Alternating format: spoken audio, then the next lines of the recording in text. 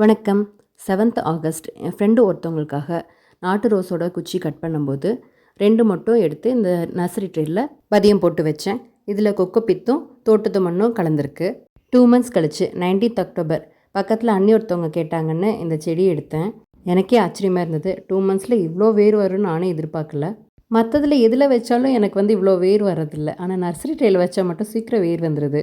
அதே போல் use and throw ice cream cup இருக்கும்ல சின்னதாக, அதில் வச்சாலும் இதே மாதிரி வேர் வருது. ஏன் பெரிய தொட்டியில் வச்சா இந்தளவுக்கு வேர் வர மாட்டேங்குதுங்கிறது நானே அனலைஸ் பண்ணிட்டு இருக்கேன். தெரிஞ்சுக்கிட்டு நானும் சொல்கிறேன். இந்த ரோஸ் செடியோட ரூட்ஸ் பாருங்களேன் எவ்வளோ நல்லா இருக்குன்னு. இதே மாதிரி ஏற்கனவே பன்னீர் பட்டன் ரோஸை நர்சரி ட்ரேயில் வளர்த்தி காமிச்சிருக்கேன். அதில் கொக்கோபீட் மட்டும்தான் யூஸ் பண்ணியிருக்கேன். இதில் மண்ணும் கலந்து வச்சுருக்கேன். நாட்டு ரோஸ்னால் என்னங்கிறது தெரியாதவங்களுக்காக ஐடென்டிஃபிகேஷனுக்காக இப்போது ரோஸோடு வச்சு காமிக்கிறேன். நாட்டு ரோஸ் செடி எங்கள் வீட்டில் கிரவுண்ட் கார்டனில் தான் வச்சுருக்கோம். மரம் மாதிரி நல்லா பெருசாக இருக்குது. 2020 வச்சது 5 இயர்ஸ் ஆச்சு. சூப்பராக டெய்லியும் பூ பூத்துட்டு தான் இருக்குது.